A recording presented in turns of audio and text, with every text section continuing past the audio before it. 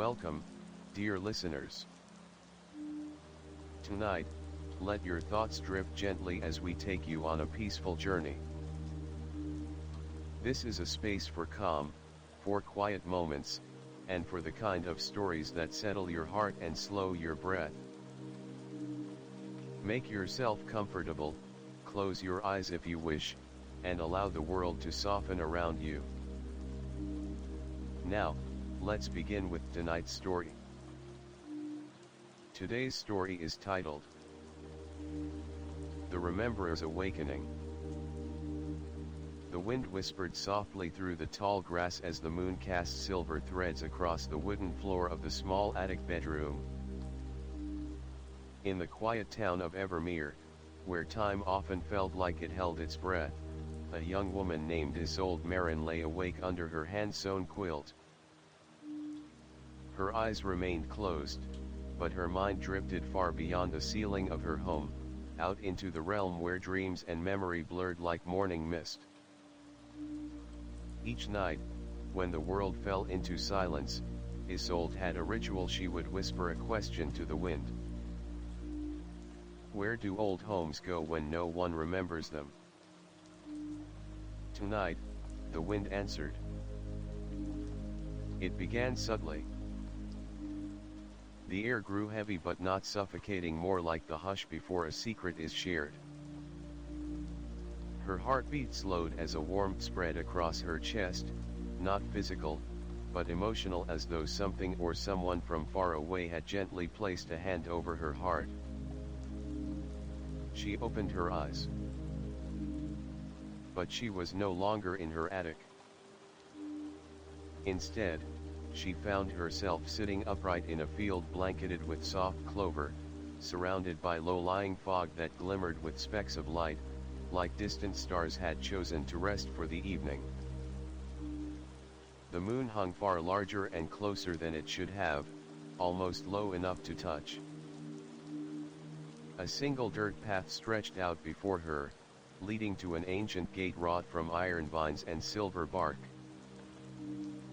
Etched into the arch above the gate were strange glyphs she could not read but somehow understood. They read, "To the house that waits." Isolde stood. The fog curled around her ankles like curious animals. She took one step forward, then another. The moment she passed through the gate, a sensation tingled down her spine, a memory not hers, a scent of wood smoke and something older, clove, honey, the musk of leather-bound journals kept on. Forgotten shelves. Ahead of her, down the gently winding road, the first shape of a structure began to emerge from the mist. It was a cottage, but not just any cottage. It looked both ancient and untouched, with ivy clinging to its stone walls and candles glowing faintly in its windows. Yet the most curious thing was that the candlelight flickered not with fire, but with a kind of golden haze, as if captured time itself provided the flame.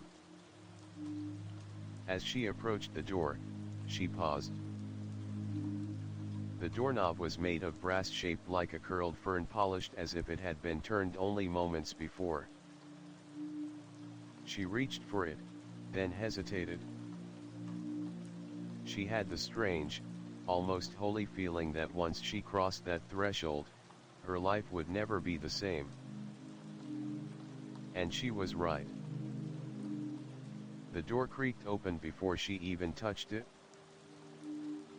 The interior greeted her not with silence, but with a soft humming, a lullaby without words. The hallway stretched longer than it should have, lit by oil lamps that flickered to life as she passed. The floor beneath her was made of cherry wood and sang quietly under each step, not in protest, but in recognition. The air was warm, carrying the scent of herbs, sage, lavender, and rosemary. Something here remembered her, though she had never been here before. Portraits lined the walls, yet their faces were blurred, like memories half recalled. One, however, caught her attention. It depicted a woman in a dark blue dress, holding a single key in her palm. Her face was turned slightly away, but her eyes were identical to Isolde's. She moved closer. The portrait blinked. Isolde stumbled back, her breath catching in her throat. A quiet chime rang out from somewhere deeper in the house, like a clock acknowledging a new hour, an hour not found on any ordinary dial. Then, a voice. Soft, genderless, ancient. Welcome home. Isolde turned, but the hallway was empty. Who's there? She called, her voice steadier than she expected. The only reply was the hush of the wind slipping through cracks in the window panes. Then, a memory struck her, not her own. A boy with coal black eyes, hiding a book beneath the floorboards. A woman in the attic, painting symbols on the beams while the snow fell outside. A child born in this house, who never left. None of them were her, yet she knew them, like echoes lingering in the wood. This was no ordinary house. It was a memory house, a place built not with nails and mortar, but with recollections, longings, and the imprints of souls. And now, it had chosen her. She took a breath and stepped further inside. Somewhere deep within the structure, the heartbeat of the house answered. It was time to remember what had been forgotten. The hallway seemed to stretch endlessly. Isolde's footsteps echoed softly along the wooden floor, and with each step, the air grew warmer, almost as if the house itself breathed. Lamps on the walls came to life one by one, lighting her path with golden flickers that cast long, wavering shadows behind her. She passed a window, but instead of looking outside, it reflected an older version of herself, hair streaked with silver, eyes dim with sorrow. She stopped and stared, heart thudding. But when she blinked, it was gone. Only her current reflection remained. The house, it seemed, had memories of her future too. She reached the end of the corridor and found a door slightly ajar. Upon it, a brass plaque read, "The Archive Room." Curious, Isolde pushed it open. The room inside was round, and impossibly vast, far larger than the footprint of the house could ever allow. Bookshelves spiraled up into infinity, stacked with tomes, scrolls, and objects in glass cases. Above, constellations shimmered across a domed ceiling, shifting as if breathing with the room. In the center stood a single desk, and behind it, a man. He was tall, with angular features, a pale suit tinged with gold, and eyes like sunlit amber. He looked up as she entered and offered the faintest smile. "You made it," he said. "You've been expected." "I don't understand," Isolde replied. "Expected by whom?" He gestured to the bookshelves. "By them. By every story that has ever touched your bloodline. By this house, which remembers better than any person could." She stepped closer, noticing a book lying open on the desk. Her name was on the page, etched in ink that shimmered and moved like liquid starlight. Isolde Marin. Born during the storm of the candlelight equinox. The last of the rememberers. The what? He nodded solemnly. The rememberers. A rare line of people who are drawn to forgotten homes, places abandoned by time. They don't just see stories, they awaken them. She reached toward the book, and as her fingers brushed the page, images surged into her mind. Children laughing in a garden long dead. A man kneeling beneath a tree, whispering a proposal. A young girl, her placing a stone bird on a windowsill and making a wish. These were not memories she recalled, yet they felt like hers. You see now, the man said softly. This house isn't just here to show you the past. It needs you to finish it. Some memories are broken. Some were stolen. And some were deliberately erased. Isolde's breath caught. Why? He did not answer. Instead, he walked to one of the shelves and removed a small box. It was carved from obsidian, etched with swirling runes that shimmered when he touched them. This is the first key, he said, placing it in her palm. It will open the oldest door. But you must be cautious. Not all memories wish to be awakened. She held the box tightly. What's behind the door? A fragment, he said. Of who you were.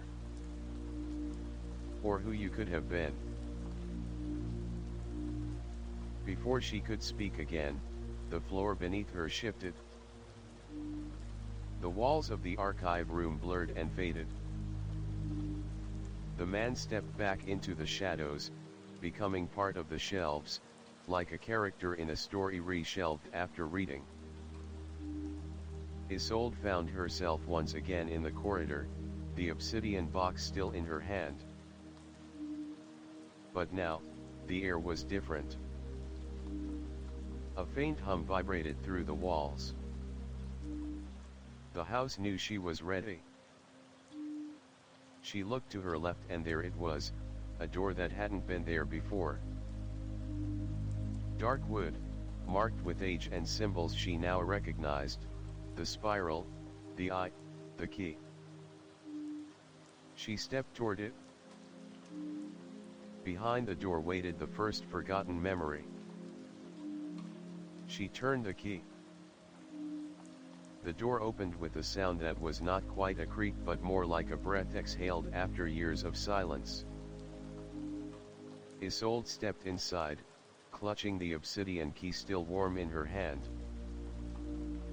The air within was colder than the rest of the house, tinged with a faint, metallic scent like rust and rain. This room was different. It did not look like the others, no furniture, no decoration. Just stone walls, lined with vertical slats of dark wood, and a single mirror standing at the center, freestanding, its frame carved with writhing vines and a serpent biting its tail. The door shut softly behind her. Isolde approached the mirror. Her reflection stared back but it shifted. A flicker, a distortion, her hair longer, her eyes not blue but green, her shoulders draped in a dark cloak. The image blinked, and the real Isolde gasped. What? The mirror rippled. The surface bent outward, and for one surreal second, her reflection reached toward her. Fingers met glass and then passed through. Cold washed over her skin like plunging into icy water, and suddenly, she was falling. Darkness swallowed everything. But she didn't scream. Instead, she landed softly, barefoot, on what felt like grass. Moonlight returned diffused, dreamlike. She was in a clearing beneath an oak tree, where the air shimmered and the stars were all unfamiliar. Before her stood a child. A girl, no older than 7, with tangled hair and wide, uncertain eyes. She wore a faded red scarf around her neck and held a wooden bird in her hands, the same one Isolde had seen in the vision from the archive room. The child looked up. "You came back." "Back?" Isolde whispered, kneeling. "Do you know me?" "You used to live here," the girl said. "Before they took it away." "Before they erased it?" Isolde's throat tightened. "Who erased what?" The girl glanced toward the tree. "You'll remember. When you see the house." Behind the child, another structure loomed in the darkness. But it wasn't the cottage.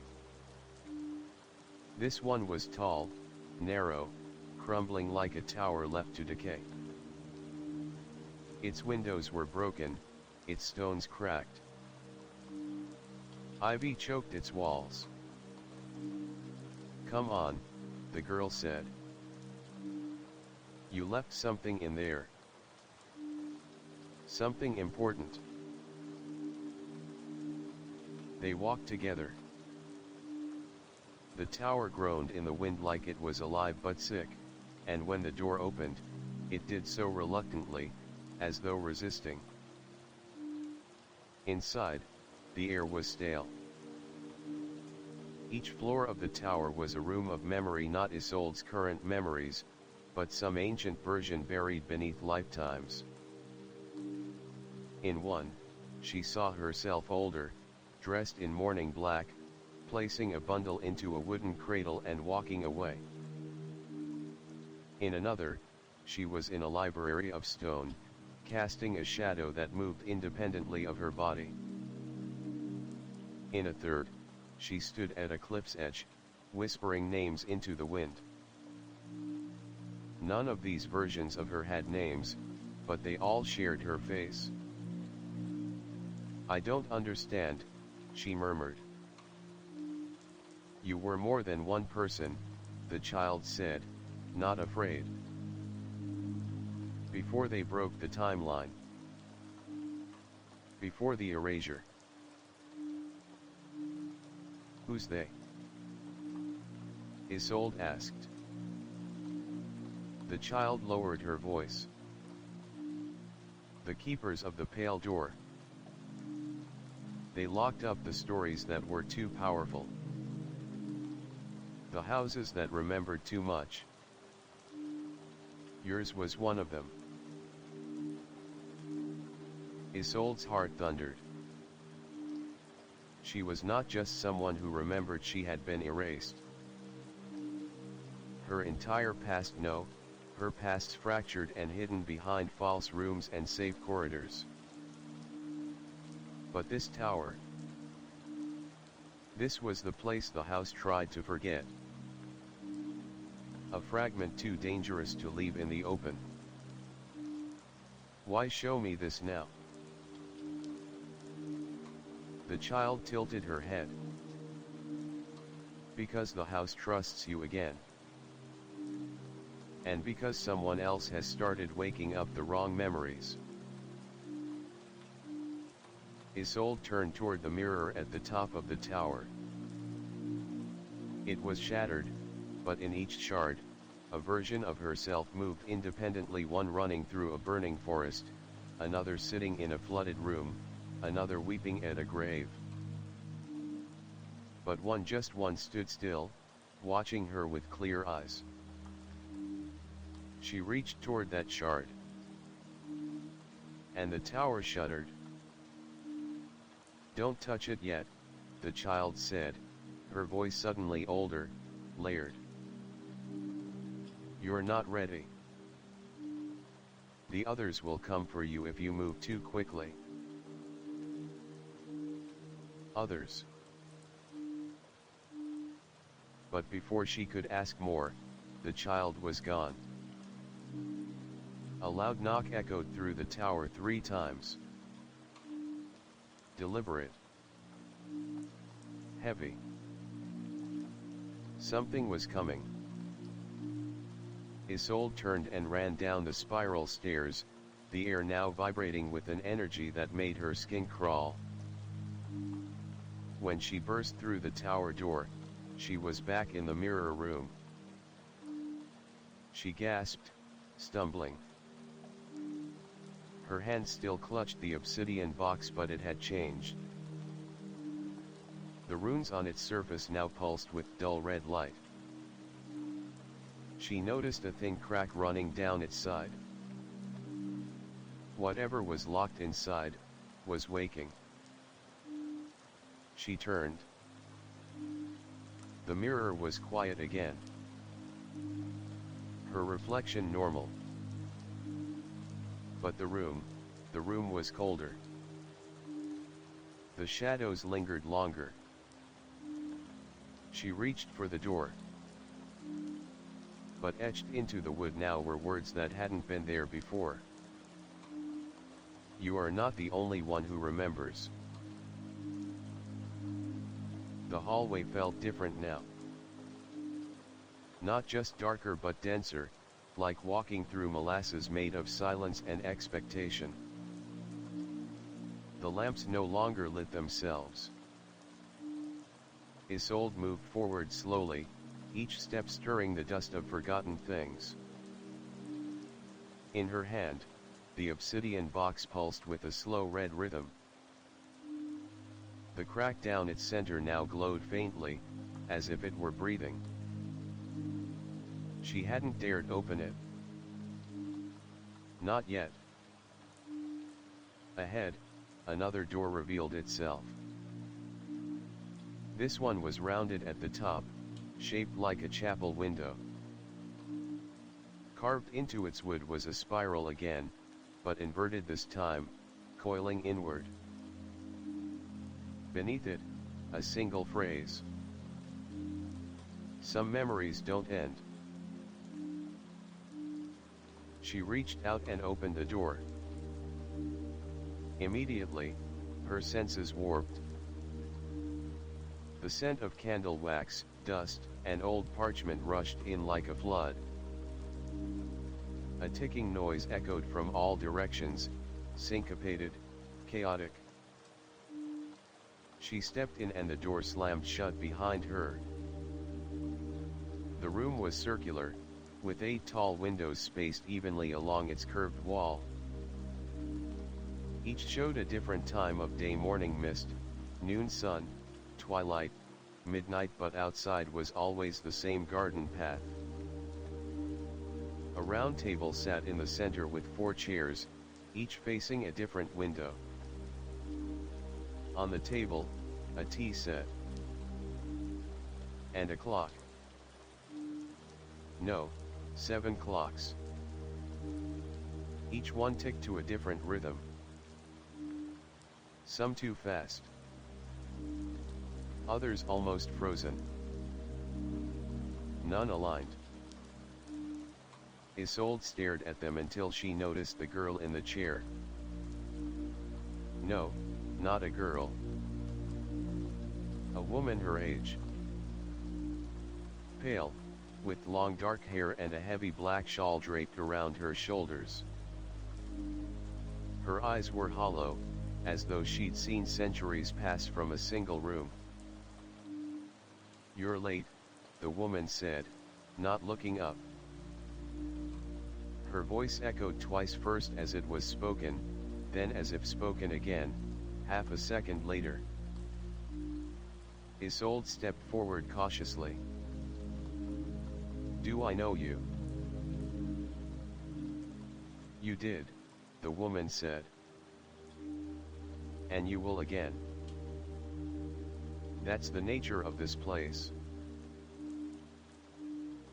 The woman lifted her head, and Isolde staggered.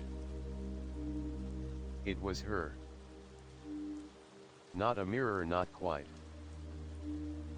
This version of her had deeper creases near the eyes, shadows beneath her cheekbones, and a strand of silver in her braid. "I'm not you," Isolde whispered. "You will be," the woman replied. "If you stay too long." "What is this place?" The woman gestured to the clocks. "It's where moments go when they don't want to pass."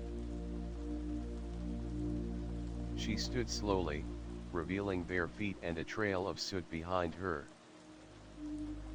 "I poured the same tea 37,000 times. Walked to the garden and back. Sat, stood, cried, forgot.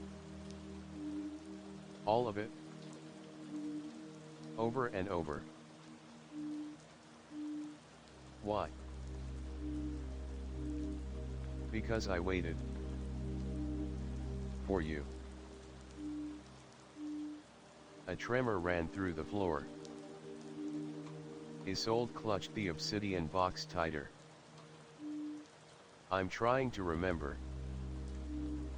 To recover what was erased."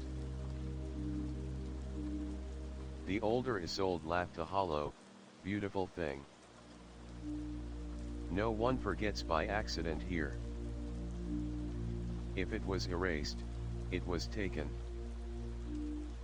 And not everything wants to be found." She moved toward one of the windows. "The garden path leads nowhere. I've walked it thousands of times. The clocks won't let me leave." Isolde walked to one of the other chairs and sat. The teacup before her was filled with ink. "Why me?" she asked. The older self turned slowly. "Because you're the one who broke the loop, once." Another tremor. Louder this time. One of the clocks exploded, spraying gears across the floor. Time here was unstable. The loop was fracturing. The woman gripped Isolde's shoulders. "You have to go. Now. Take the box. Open it in the atrium. But be ready." "Ready for what?" The woman didn't answer with words. She kissed Isolde on the forehead, and in that moment, 1,000 memories surged. Flames devouring paper. Snow falling through the ceiling. A lullaby sung in a forgotten language. Hands made of shadow dragging someone into a mirror. A name whispered over and over, Lyra. Isolde gasped and stumbled back. When she opened her eyes, she was alone. The room had reset. Tea was warm. Clocks ticked. The woman was gone. The door now stood open, light pouring in. The hallway had shifted again, its walls now made of polished black stone. Isolde looked down.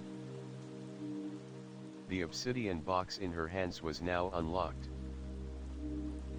The crack had opened fully, revealing a small key inside, this one made of clear quartz, flickering with something almost like flame inside. She turned toward the open hallway. There was no time left. The next door was waiting. The hallway narrowed as Isolde walked, the polished obsidian walls reflecting not her form, but her intentions, each step revealing flickers of thoughts she hadn't even realized she was thinking. Doubt. Curiosity. Longing. Fear. And deeper still, a hunger for answers that scared her more than the shadows. She reached the end of the corridor. There, beneath a golden arch draped in vines of shifting silver, stood the door to the atrium, tall and circular, pulsing with quiet light. Unlike the other doors, this one seemed alive, almost aware of her presence. The key in her hand, quartz, burning faintly, vibrated. The moment she slid it into the lock, the door breathed. And then it opened. A gentle gust of wind swept over her, warm and fragrant, carrying scents that made her heart ache: baking bread, old parchment, a spring breeze, and something metallic.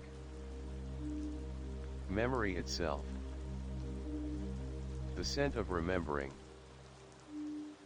She stepped inside. The atrium was nothing like she had imagined. It was a cathedral of memory, an endless circular chamber with no ceiling, stretching upward into a swirling aurora of lights and stars.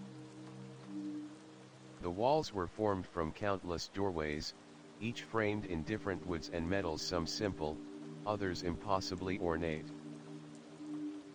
In the center was a pool, still and glass-like, surrounded by 4 stone thrones. Each throne faced a cardinal direction. None were occupied. Until now. As she stepped forward, a faint hum filled the space. And from the far side of the pool, a figure emerged. He was tall, cloaked in emerald and charcoal, his face hidden beneath a porcelain mask etched with runes. But his voice, when he spoke, it wasn't sound. It was memory, injected directly into her mind. You have opened the vault of the broken spiral. She stiffened. Who are you? The figure tilted his head. I am the echo of the first rememberer.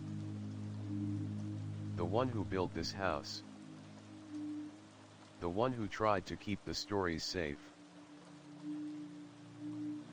Safe from who? The air shimmered. Several of the doors on the walls pulsed, as if reacting to his presence. From them, he said. The pale ones. The editors. They came when memory became too powerful, when people began to shape reality by remembering it differently. Isolde felt her throat tighten. You mean, stories? Not just stories. Versions of truth. The world began to splinter. And so, the pale ones cut them down. They erased homes that held too many truths. People. Lifetimes. You were one of them, Isolde Marin. You, he stepped forward, were not supposed to be remembered. She stumbled back. Then why am I here? Because something failed. A fragment of you survived. Buried in this house. And now, others are waking too. He turned toward the pool. Come. She followed. He knelt beside the water, reached out, and touched it with a single finger. The surface rippled and revealed a scene. A girl running through fire. A boy clutching a journal soaked in ink. A door nailed shut, bleeding light from beneath. And a name, Lyra. The moment the name surfaced, the entire atrium shook. Isolde fell to her knees. The name echoed through the chamber not as sound, but as force. It hit her chest like thunder, as if the name had been carved into her bones and forgotten. The figure looked down at her. You are not Isolde. Not entirely. She stared up, gasping. Then who am I? You were once called Lyra Valen. The girl who remembered too much. The light overhead fractured. One of the doorways burst open, pouring darkness into the chamber. Shadows spilled out shapeless, whispering voices that slithered along the floor, tasting the air. The figure stood calmly. They found you. Faster than I expected. What do I do? She asked. You run. He placed a coin in her hand, silver, marked with the same serpent spiral that circled the door earlier. This will open one door. Only one. Choose carefully. The rest are traps. The shadows shrieked. Isolde stood, heart racing. She turned to the ring of doors. They all pulsed now, some glowing blue, others red, one a quiet gold. And then, from deep within the shadows, a voice emerged. Feminine. Familiar. Lyra. She froze. It wasn't threatening. It was tender. Grieving. She turned. A figure stepped from the dark. A woman, draped in ink-stained robes, eyes glowing with sorrow. I've waited so long for you to come home. Isolde's breath caught. Mother. The shadows parted for the woman, revealing the edge of another room, not part of the atrium but older, almost primal. A garden, lit by a full moon, with a broken swing hanging from an ash tree. The coin in Isolde's hand burned. She had to choose. The garden. The golden door. The masked echo. Or the truth. And the shadows closed in. Isolde stood frozen, her heart pounding as the shadows closed in, flickering and coiling like serpents at her feet. The woman who called her name was still standing in the distance, her eyes glowing faintly in the dim light of the atrium. Lyra. The voice was filled with longing, a sorrowful echo that twisted Isolde's chest. It was as if the woman the mother had been waiting for centuries for this moment to arrive. "I've waited so long for you to come home." Isolde's hand tightened around the silver coin that the masked figure had given her. The metal burned her skin, pulsing with a rhythm that seemed to match the thumping of her heart. "Mother," Isolde whispered, though the word felt strange on her lips. Lyra. Was that who she was? Or was she someone else entirely? Was she a ghost of the past, tangled in a web of time and forgotten lives? The shadows hissed, but the mother didn't seem afraid. She stepped forward, her presence a soothing balm that tugged at Isolde's very soul. The mother's voice was soft, like the sound of wind rustling through autumn leaves. "Come, child. Come to me. We can undo the erasure. You don't have to be alone anymore."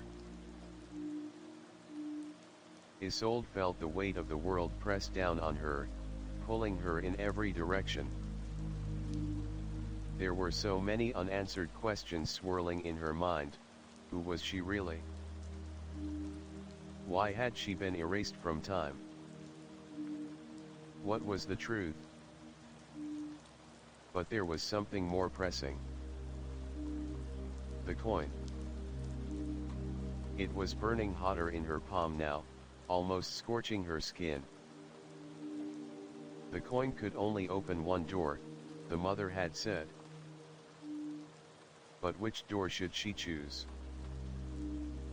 The one leading to the garden, the home that might hold the final piece of her past? Or the gold door, the one that might reveal the truth, but at what cost?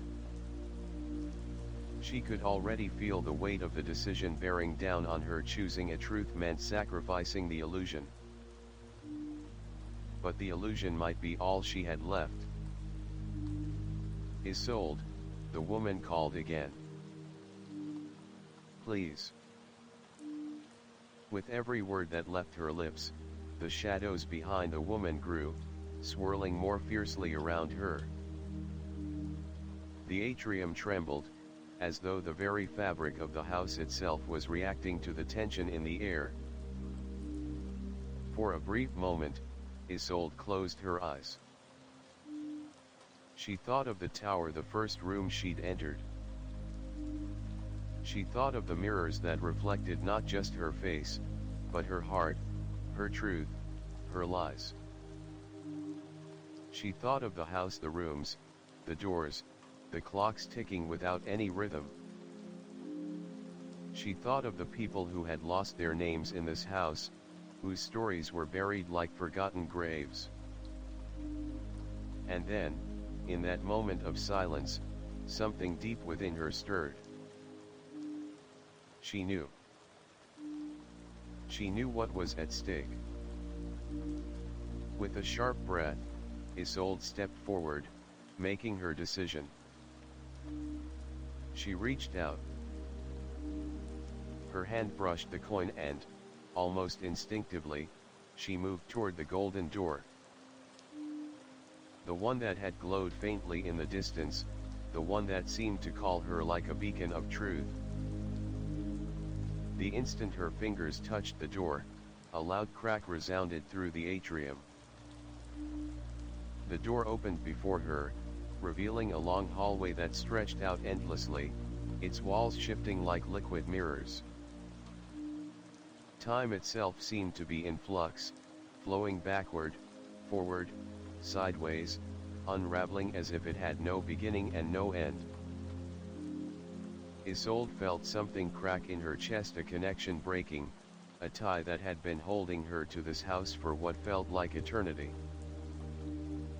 She stepped forward, and the door slammed shut behind her. She was alone. But the hallway stretched on, and the air was thick with the taste of something old, something forgotten.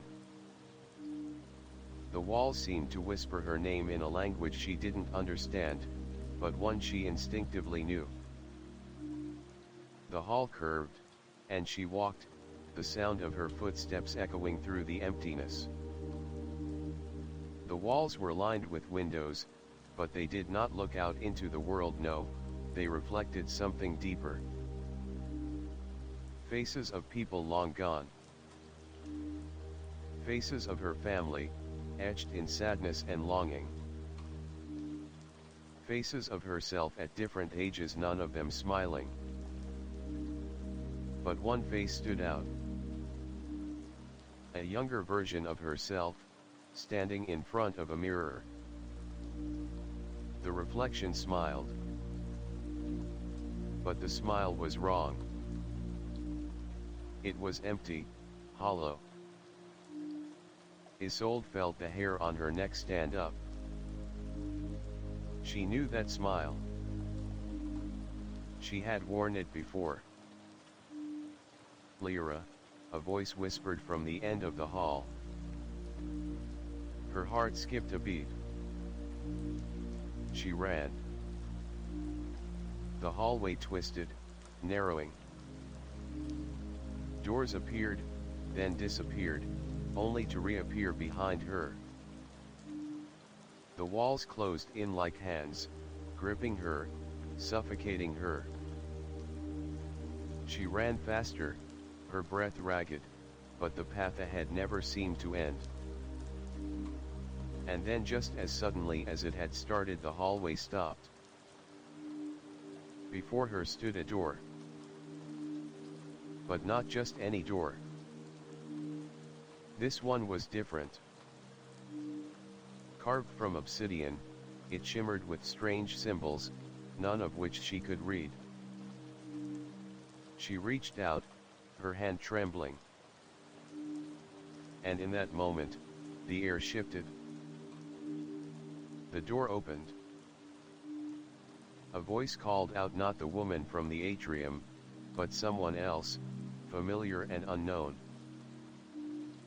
Welcome back, Lyra. It's time to finish what you started. The door opened with a quiet creak, the obsidian surface gleaming beneath Isolde's hand, as though it were beckoning her into the abyss.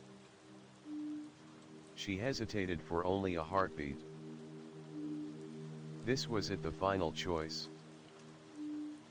No more shifting halls. No more escaping into another room. Whatever awaited her behind this door would be the final truth of her existence, the key to the puzzle that had been her life, her name, her past. With a deep breath, she stepped through. The room on the other side was small, far smaller than she had expected from the vastness of the atrium. It was dark, the walls lined with shadowy figures, each one frozen mid-motion. They looked like paintings, but their features seemed too real, too lifelike. Some were of children playing, others of people weeping, but all were locked in time like memories trapped in a loop. At the center of the room stood a single stone pedestal, and upon it, a mirror, but not just any mirror. This one was framed in obsidian, just like the door, with swirling markings that seemed to shift and move when she looked at them. It was no longer reflecting her form, but something more. A face. Her own face, only this time, the face in the mirror was younger, more vulnerable.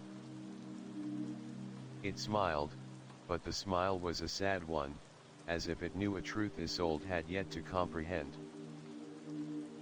Come closer, Lyra, the voice echoed again, deep and familiar, like a memory from a forgotten dream. Isolde's heart skipped. Lyra.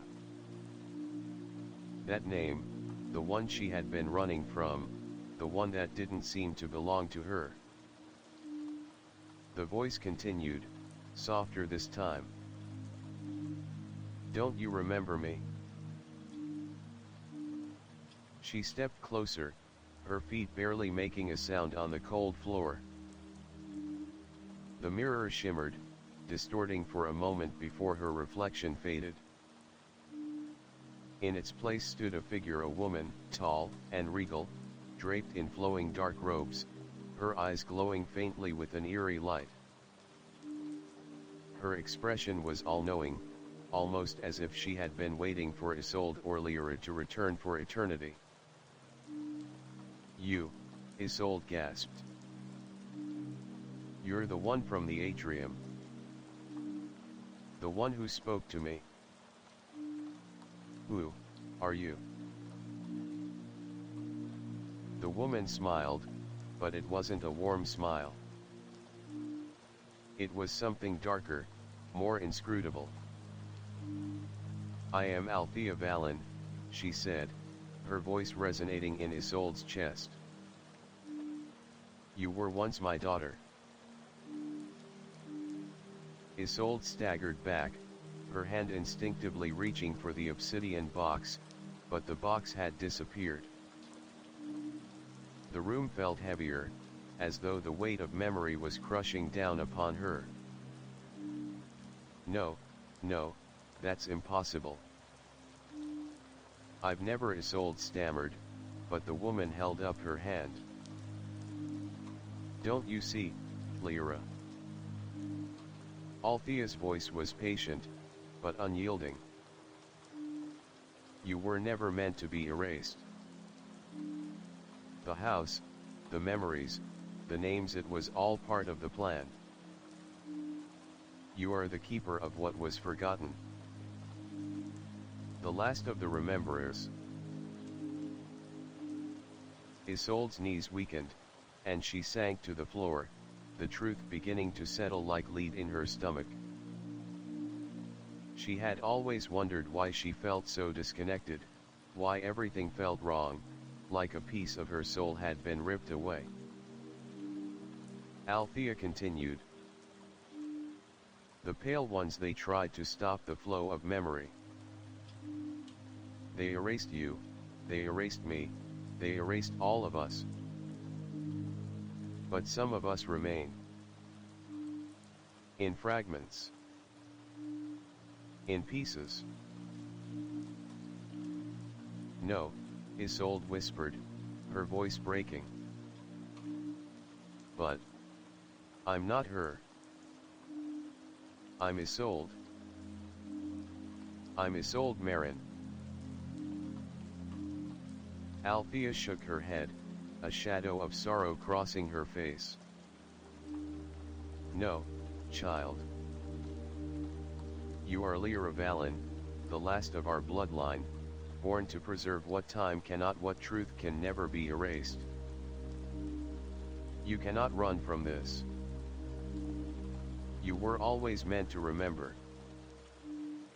And now, the memories that the Pale Ones sought to destroy are awakening." A cold gust of wind blew through the room, and the paintings on the walls began to move, their figures shifting and whispering, voices, cries, and laughter interwoven in the air. Memories were waking. The figures of Isolde, of Lyra appeared in each of them, moments she didn't recognize but felt as if they had been stitched into the fabric of her very being. "You were a part of something much larger, Lyra," Althea continued, her gaze never leaving Isolde. "You are not just a piece of me. You are the key. You were the one who would unlock the house, who would free the trapped memories. But now, you have to decide. You opened the door. But there is a price for it." "What price?" Isolde asked, her voice trembling. Althea's smile faded. "The price is your name. Your identity. You will no longer be Isolde Marin. You will become what you were meant to be, what you were always destined to be. The rememberer. The one who holds the truth, the key to all that has been lost. Isolde stood frozen, her head spinning. Was this the truth? Was Lyra her true name, or was it just another illusion built by the house, by the Pale Ones? The air shifted again, heavier this time, as the floor beneath her feet began to tremble. She turned back toward the mirror. The face staring back at her was still hers, yet, in its eyes, she saw something else. A shadow. A figure standing in the doorway. The masked figure from the atrium. The echo. "You've opened the door," he said, his voice cold and measured. "Now you must choose. The house will not let you leave without deciding. Will you claim your true name, or will you remain the stranger that the Pale Ones made of you?" The room seemed to shrink, the walls closing in. The mirrors, the faces, the whispers, they all seemed to swirl together, merging into one final decision. Would Isolde continue to fight for her false name? Would she claim her true self, no matter the cost? The woman, Althea, stepped back, her expression unreadable. "This is your last chance, Lyra," she whispered. Isolde's breath came in ragged gasps. Her fingers clutched the edges of the pedestal. And then the house trembled once again. The room trembled around Isolde, the air thick with anticipation, her mind swirling with 1,000 thoughts. The choice was before her between the truth she had long feared and the name that had been ripped from her. Althea, the woman who had once been her mother, stood silent, watching her with eyes that shimmered with the weight of ages. The masked echo, whose voice had guided her all this time, remained motionless in the doorway, his presence heavy like a forgotten memory. "You have two paths, Lyra," the echo's voice reverberated through the room. "One leads to the truth, the key to unlocking all that has been lost. The other leads to the name that was stolen from you, the life that could have been. Choose wisely." The silence that followed was deafening. Isolde's breath came in shallow gasps, her heart pounding in her chest. Everything she had ever known, the life of Isolde Marin, the person she had become, was built upon a lie. And now, standing before her, was the real Lyra Vallon, the one who had been lost, erased, hidden in the folds of time. The mirror in the center of the room shimmered again, showing her face, her true face, the face of a girl she didn't recognize but felt an overwhelming connection to. The memories flooded her senses, playing in a garden, laughing in the arms of a woman she knew as her mother, running through an old house, searching for something, someone. And then, in the midst of those fleeting images, a name, a single, powerful name whispered from the past. Lyra. The weight of the name settled heavily in her chest. She had always known, deep down, that she was meant for more than this, a life half remembered, half lived. But to claim it now would mean surrendering everything she had fought for, the life of Isolde Marin, the woman who had crafted her own identity from the fragments of forgotten memories. She glanced at the obsidian coin in her hand, its surface now glowing faintly with the light of an uncertain truth. The mask of the echo stared at her, emotionless, his figure looming like an unwelcome shadow. "Make your choice, Lyra," Althea said, her voice low but filled with a deep sadness. "The house cannot hold you forever. You are the key to breaking the loop. You can unlock the past, but in doing so, you will erase the name of Isolde Marin forever." Isolde's gaze drifted back to the golden door, the door that had led her here. She could feel it pulling her in. She could feel the weight of truth waiting on the other side, beckoning her to step into the light of everything she had been denied. But what if that truth was too much to bear? What if the cost of knowing who she truly was, what she had truly been, was more than she could handle? And what of Lyra? Was she truly ready to become her? Was she ready to step into the life she had been denied, to bear the weight of memories long buried and forgotten? "Isolde," the voice came again, and this time, it wasn't just the mother or the echo. It was her. The girl who had once stood in the garden, the girl who had run through the halls of the forgotten house. It was the sound of her true self, calling from deep within. "I remember you, Lyra.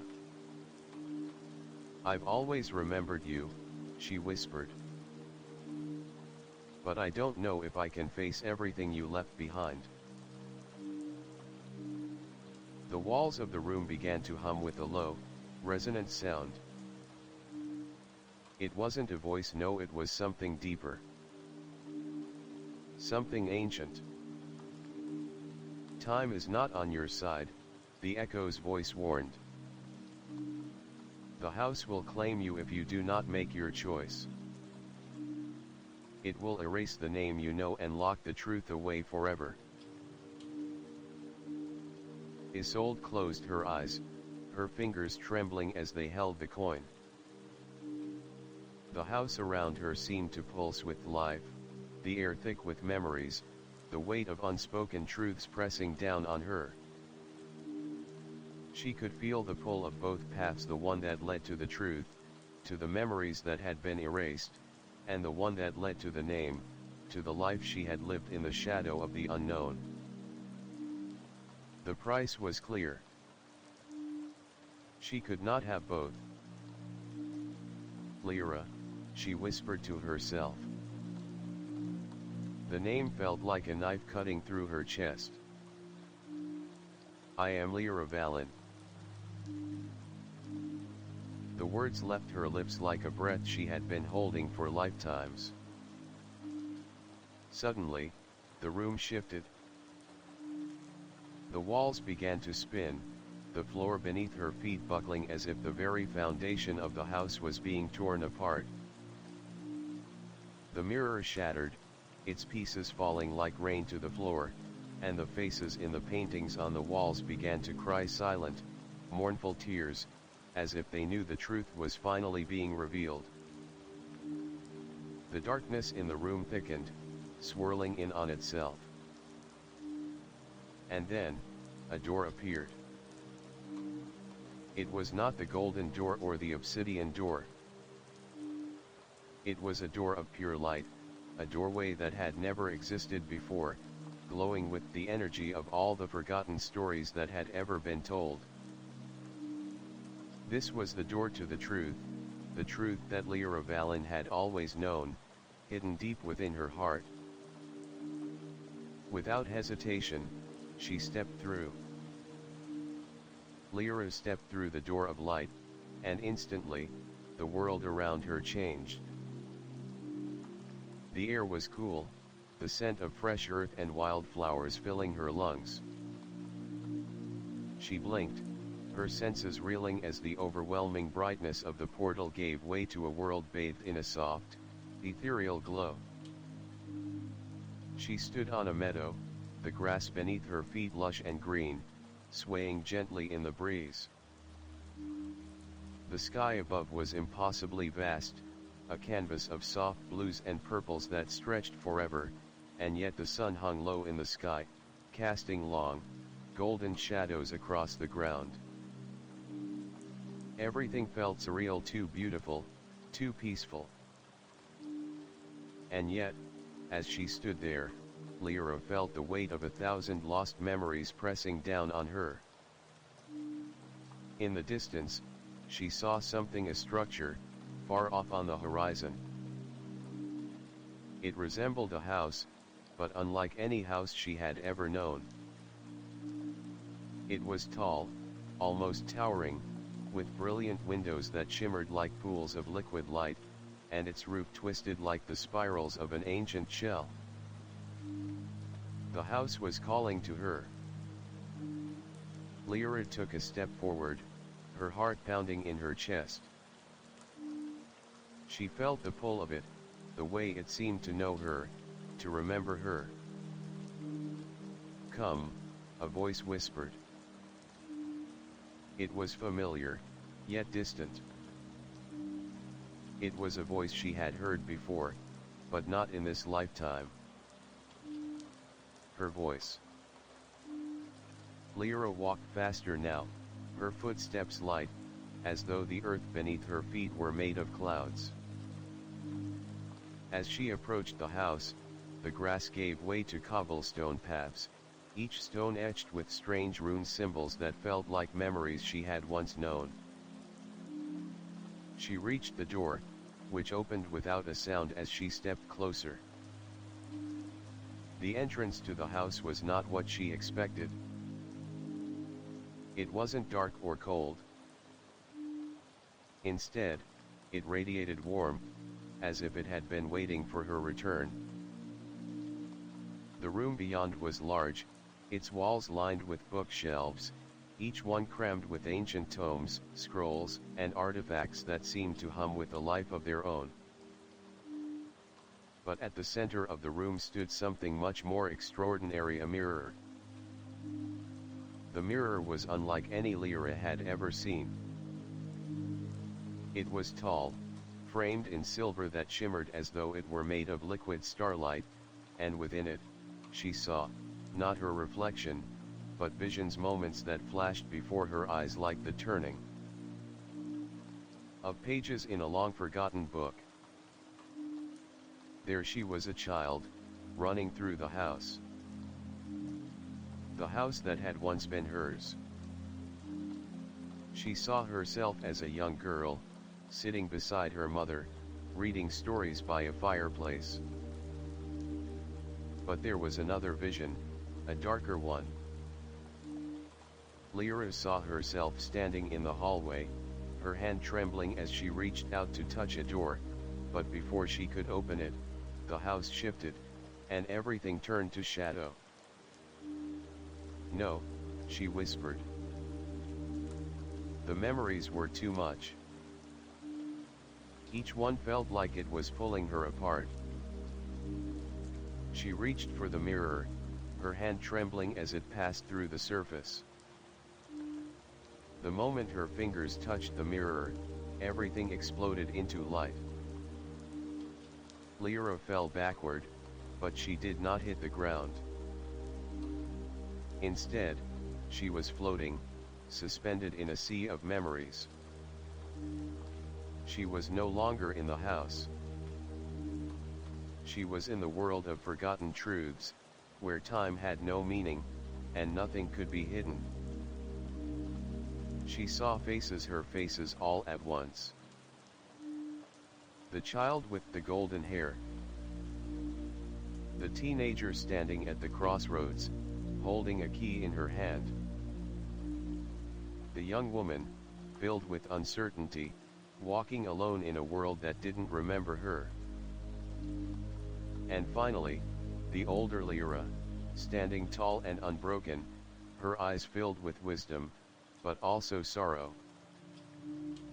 "You were never meant to forget," a voice echoed from the darkness. It was not Althea's voice.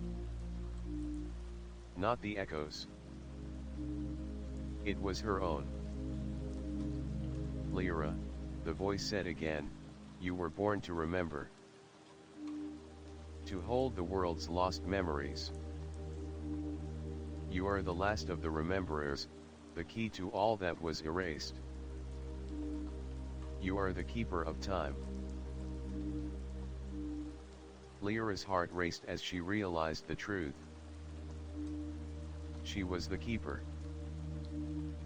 The one who could unlock all the doors of time, all the forgotten lives.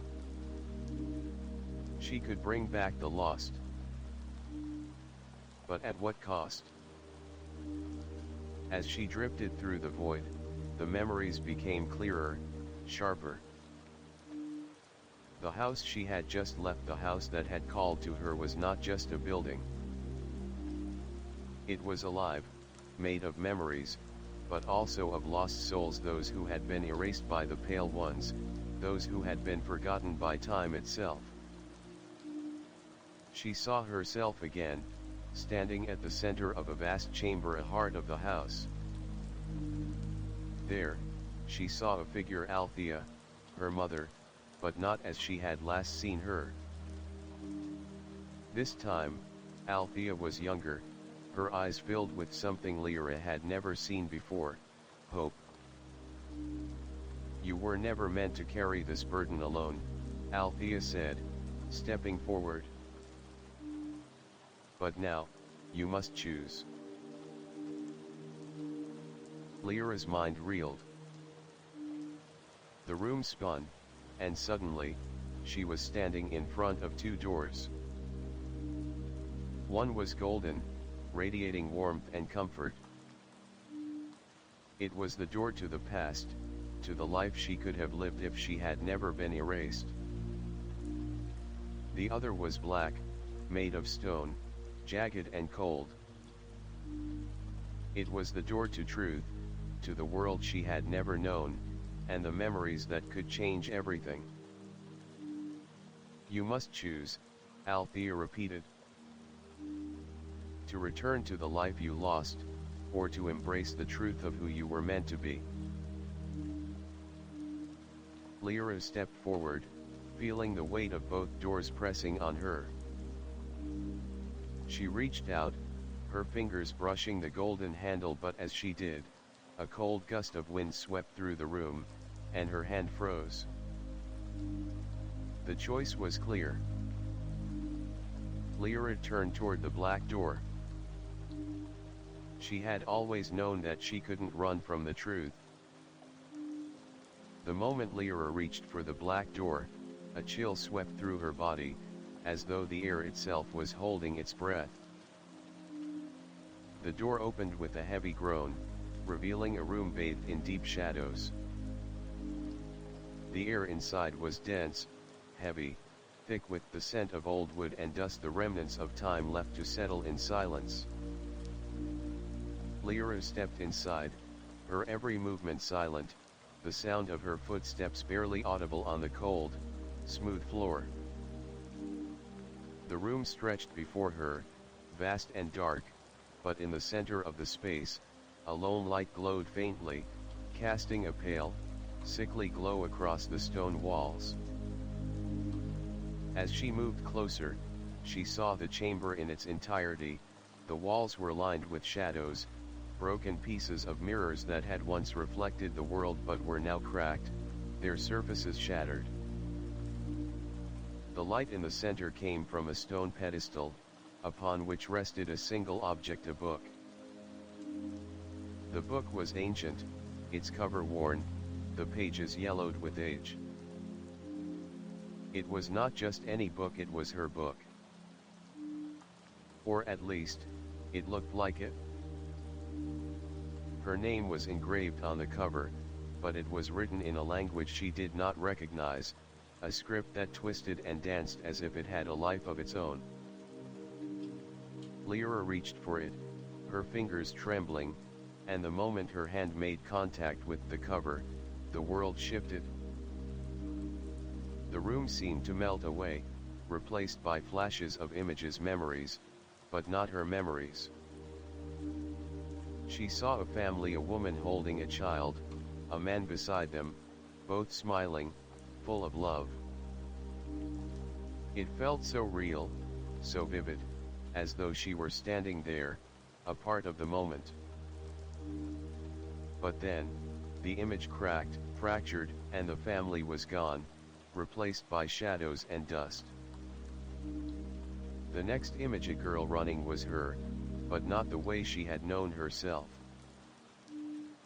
This girl was younger, full of life, running through a garden, laughing. But the laughter was hollow, a mockery of joy, and the garden was dead, its flowers wilted and its leaves brittle.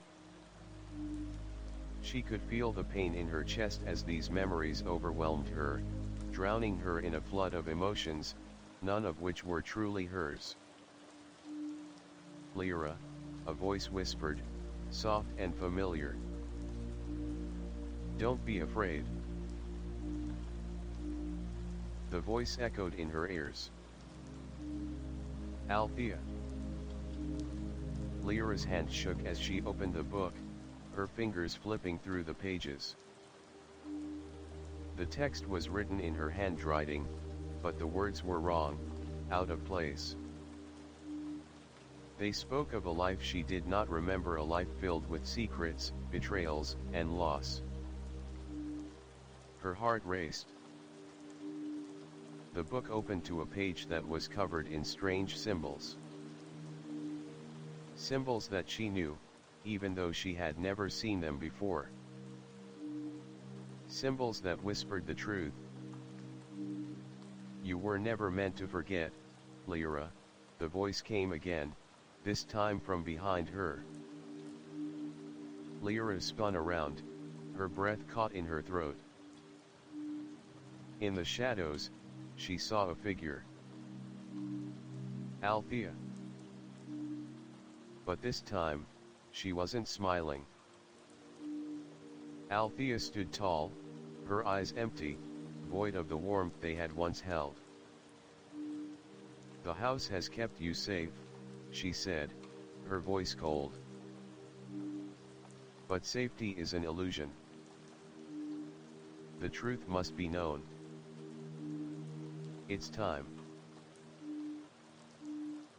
The air in the chamber shifted, and suddenly, the walls began to change. The mirrors that had been shattered began to reform, the pieces falling back into place like jigsaw puzzle pieces being assembled by an invisible hand. But as the mirrors formed, they didn't show reflections of Lyra or Althea. Instead, they showed the faces of people Lyra had never met, yet felt an overwhelming connection to. A man with a crown, sitting on a throne. A woman standing in a forest, looking out over a vast, ruined city. A child, crying in the arms of a stranger, a broken toy in their hand. Lyra stepped back, her head spinning. "What is this?" she asked, her voice trembling. "Who are they? What do they have to do with me?" Althea's face softened, though it was tinged with sadness. "They are you. Pieces of the person you were, pieces of the person you were meant to be. The house holds all the memories of the ones who came before you, and you, Lyra, you are the key to unlocking them."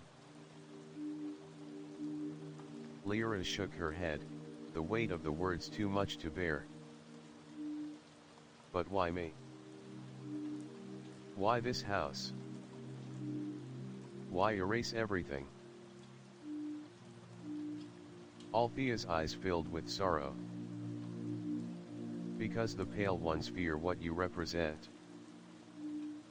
You are the rememberer, the keeper of all lost things. The Pale Ones, those who control time and memory, wanted to erase you, to erase the truth. But they failed. And now you must make the choice." "What choice?" Lyra asked, her voice breaking. What do I do? Althea stepped forward, her eyes filled with something Lyra couldn't place. You must choose, Lyra. Will you unlock the door to your true self? Will you embrace who you were meant to be? Or will you walk away and let the house keep its secrets forever? The book in Lyra's hands trembled, the pages turning on their own. A new page appeared, written in Althea's handwriting. Only you can decide. Lyra's heart pounded in her chest as she looked at the page, at the words written in front of her. The truth was within her reach. But unlocking it would mean accepting a new reality, one where her entire life was built on lies. She could feel the weight of the house around her, its walls closing in, its whispers growing louder. But as she looked at Althea, at the truth she had been hiding from, she knew what she had to do. She tore the page from the book. And as she did, the entire house shook. The moment Lyra tore the page from the book, the room around her shuddered. The walls cracked, the mirrors shattered into jagged pieces, and the very air hummed with an energy so intense that it made her skin tingle. The book in her hands felt like it had suddenly gained weight, the pages now turning rapidly on their own, as if some unseen force was trying to rewrite history. Lyra, a voice called out, sharp and commanding. It wasn't Althea's voice this time. This was different, darker. Cold. She spun around, her heart hammering in her chest, and there they stood. The pale ones. Their forms were indistinct, shadowy figures cloaked in darkness, with faces obscured by masks that seemed to flicker between human and something else, something ancient. Their eyes glowed with an eerie blue light, as if they were the last remnants of a forgotten era, their gaze piercing straight through her. You have meddled with time, Lyra Valen, one of them spoke. The voice echoed in her mind, filling her thoughts, drowning out all other sound. You should not have come back. You should not have remembered. Lyra stood her ground, her pulse quickening. She knew now she had to face them, the ones who had erased her, who had tried to destroy her past, her true self. No, Lyra said, her voice steady despite the fear that twisted in her stomach. I am not the one who has meddled with time. You have stolen my memories. You have taken what was mine. The pale ones stepped closer, their presence oppressive, their forms shifting like smoke in the wind. Their glowing eyes narrowed. You are a threat, the leader of the pale ones said, its voice low and guttural. A key to unlocking the truth of this world, a truth that will unravel everything we have worked for. We cannot let you unveil the past. Lyra's mind raced. The room seemed to be closing in on her, the walls pressing in with the weight of 1,000 forgotten lives. The house itself seemed to pulse with her fear, its dark heart beating in time with her own. But in that moment, something shifted. A spark of light inside her that she had never known existed flared to life. She remembered. She remembered the light she had seen, the moments she had long buried deep inside her. The faces, the names, the endless memories that had been stolen from her. And she understood. The truth was hers to claim. "You cannot erase me," Lyra said, her voice stronger now. "You cannot erase the truth. I am Lyra Valen, and I will remember. I will bring back what you've taken." The Pale Ones recoiled as if her words had struck them like lightning. Their faces twisted in rage, their eyes flashing bright blue, but Lyra stood firm. "You will not control this anymore," she said, raising her hand. The obsidian book, still clutched tightly in her grip, began to glow with an intense, golden light. "I am the Rememberer. And this house, this memory, belongs to me." The ground beneath her feet trembled as the house seemed to react to her declaration. The walls cracked open, and the dark shadows of the Pale Ones began to dissolve, their forms flickering and fading as though they were being erased by the very power of memory itself. "No!" The leader of the Pale Ones shouted, its voice crackling with rage. "You cannot stop us. We are the keepers of time. You are nothing." "I am everything," Lyra countered. With a shattering sound, the book in her hands released a blinding burst of light. The Pale Ones screamed as their forms disintegrated into the air, their essence being absorbed by the very house they had sought to control. The house responded. The walls of the chamber cracked wide open, revealing an endless expanse, an endless void that stretched beyond time itself. The house, which had once held so many lost memories, was now free. And so was Lyra. The light from the book enveloped her, flowing through her like a river, and she felt herself changing, becoming the rememberer she had always been meant to be. The power of all those forgotten lives, those erased histories, surged through her, filling her with their stories. And then, with a final burst of light, everything went still. The Pale Ones were gone.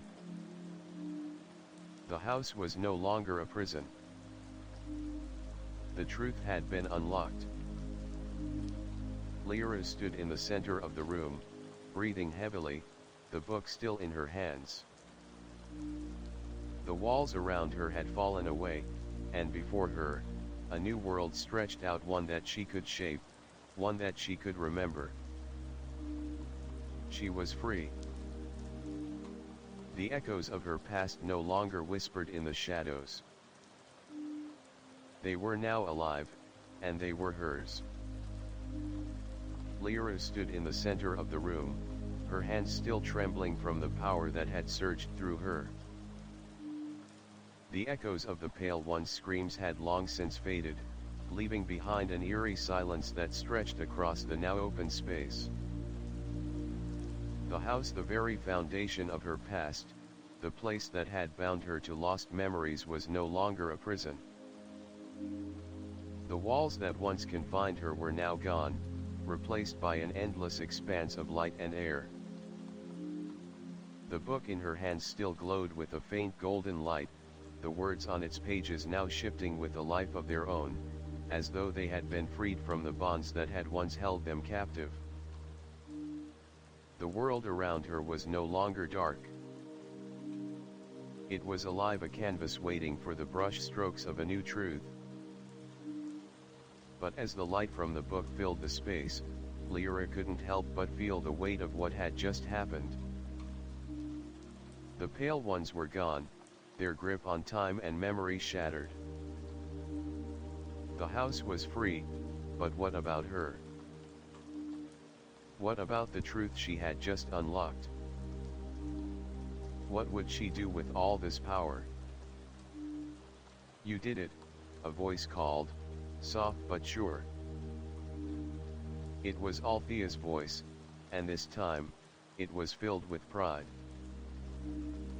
The shadows in the room shifted, and from the golden light emerged her mother, no longer a ghost of the past but as solid and real as the house itself.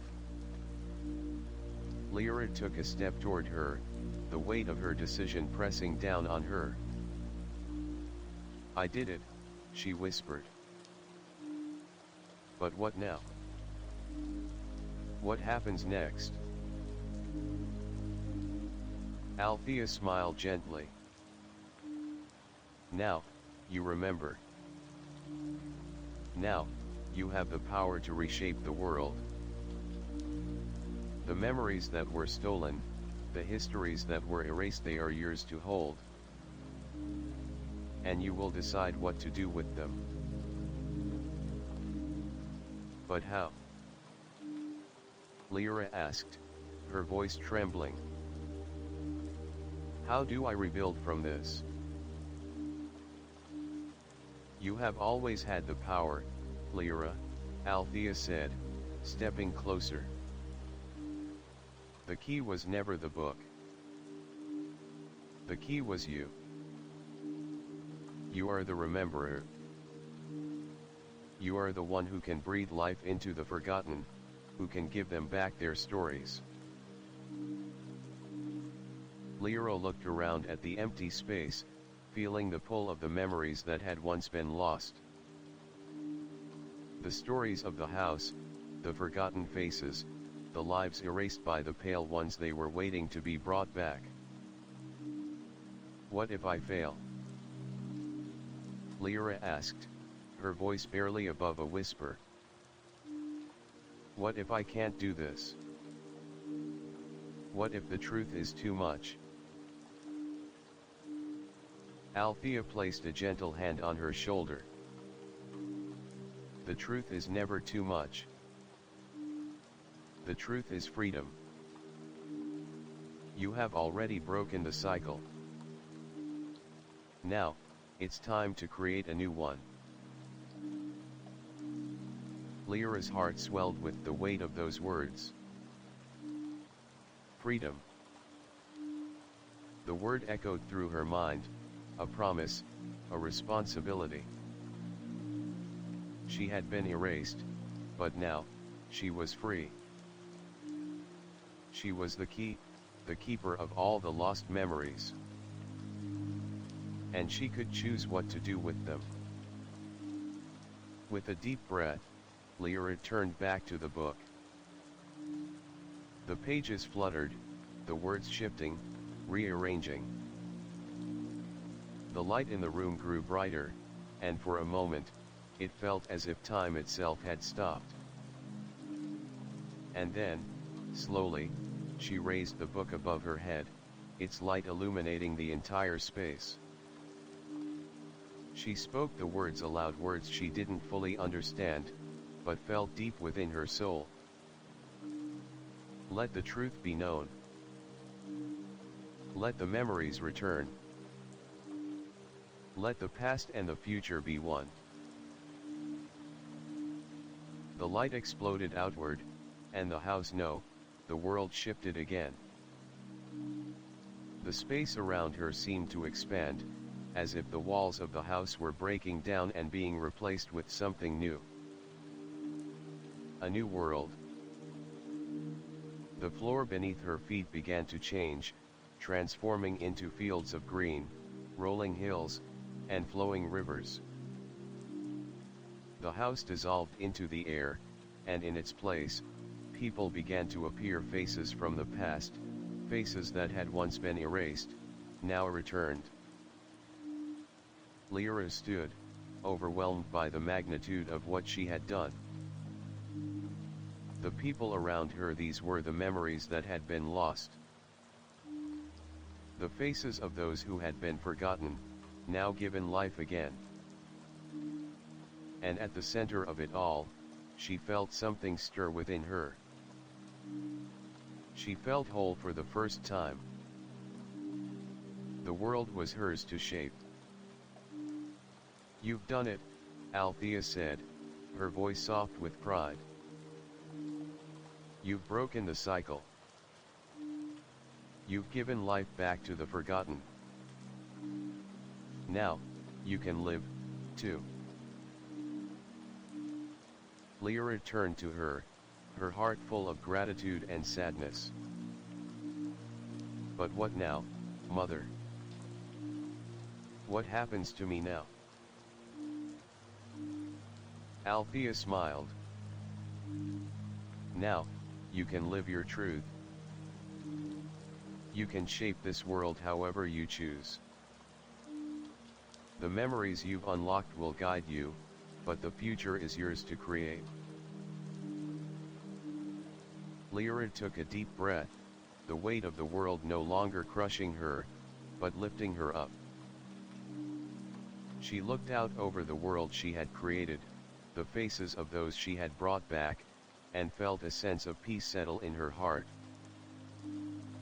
The past was now whole, and the future, her future, was hers to decide. Epilogue: The Garden of Truth. In the years that followed, Lyra became a guardian of memory, traveling across the land to restore what had been lost.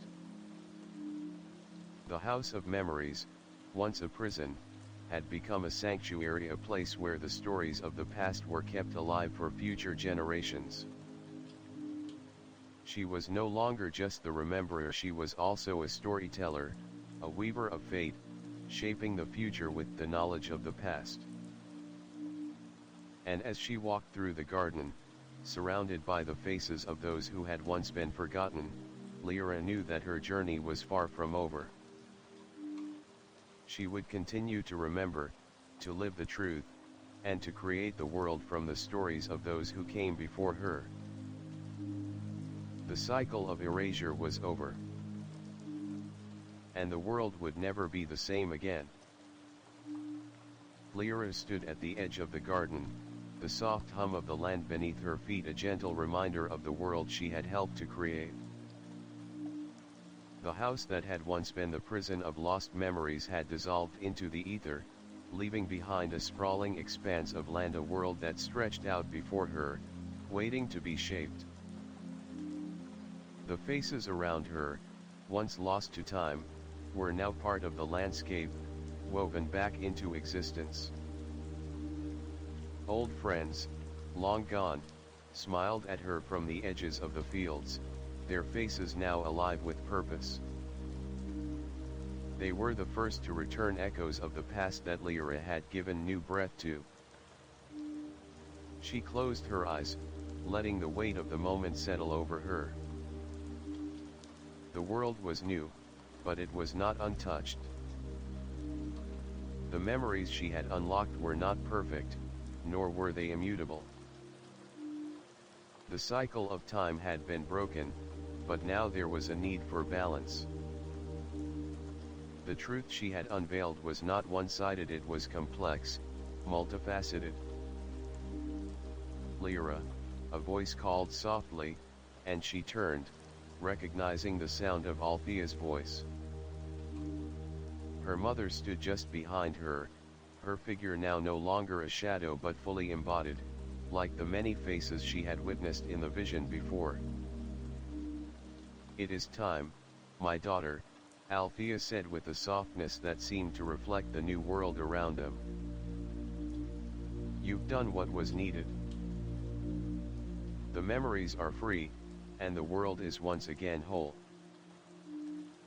But this world, this creation, is yours to nurture. You have the power to shape it, to guide it. But remember," she added, a shadow of caution falling over her gaze, "there are always those who would try to alter what has been set right." Lyra's heart tightened at the words.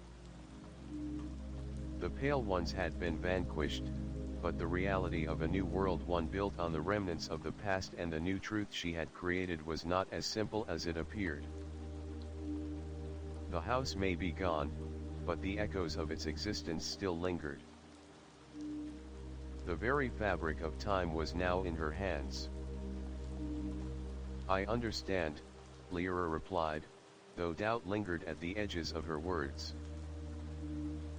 She had freed the memories, but what was she to do with them now? Was she truly prepared for the weight of the truth she had set free? You will learn, just as I did, Althea said, her voice steady, like the calm before a storm. But there is more at stake than your understanding. The truth has a way of shifting, changing, becoming what the world needs it to be. There are those who will want to use that truth, to shape it for their own ends. We are not the only ones who can wield such power. Lyra nodded slowly. Her hands tightened around the obsidian book she still held. The light from its pages had dimmed, but it still thrummed with an energy that spoke of ancient knowledge, of things forgotten and undone. The power to remember was not just a gift, it was also a weapon, one that could rewrite reality itself. How can I protect this world from those who would misuse it? Lyra asked, looking down at the book, unsure of how much power she truly had. You must keep it safe, Althea replied, her tone grave. The book must be guarded. Your journey is not over, Lyra. You freed the memories, but now you must protect them. You must guide the world into a future where the truth is a light, not a weapon. But do not forget, she said with a hard edge to her voice, the truth will always be contested. There will be those who will try to suppress it, to erase it once more. The weight of her words hung heavy in the air, the breeze stirring around them as though the world itself was listening. We've already seen what can happen when the truth is lost, Lyra said, her voice steady.